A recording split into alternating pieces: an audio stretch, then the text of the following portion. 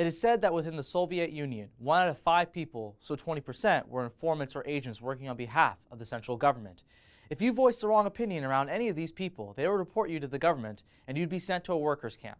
Back then, the most effective method of spying on people was people spying on people. Today, we have automated machines and unmanned drones that do the dirty work for the government. So groups like the NSA and CIA use automated machines to hack into your personal software systems.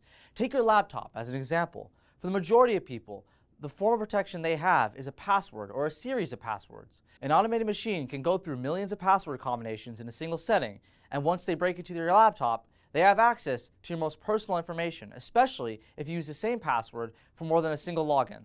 Though as we recently found out with WikiLeaks Vault 7, oftentimes government agencies don't need to hack into your personal laptop. They just need to hack into the databases of various companies that store your password or compel the company to change their encryption so they have access to it. The FBI tried to do this to Apple in 2016. In fact, they brought Apple to a circuit court over changing the encryption to give the FBI access to your personal technology. Thankfully, Apple chose to not comply with the FBI, but unfortunately, it's rumored that the government could already hack into the company's server as well as your personal technology. Another method of mass surveillance is unmanned drones. Unmanned drones was mostly used by the American military in the Middle East to track potential terrorists.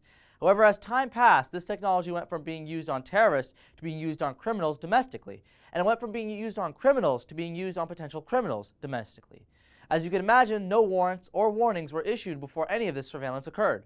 These unmanned drones could have MZ catchers attached to them that pick up signals from your phone heading towards radio towers. Everyone's phone has SIM chips that carries their user's basic information within: your number, your name, your address, etc.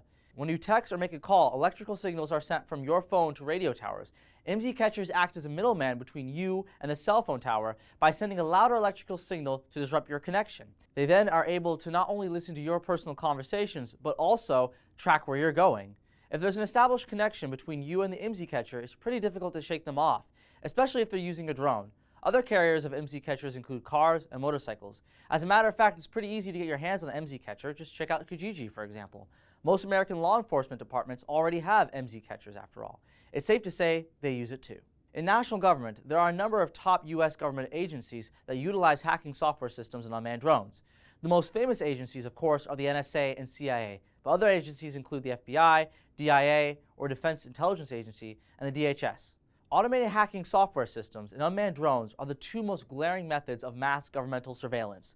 There are other methods of mass surveillance, of course, and as the tech industry increases and our government protections decreases, this will only become a worse problem.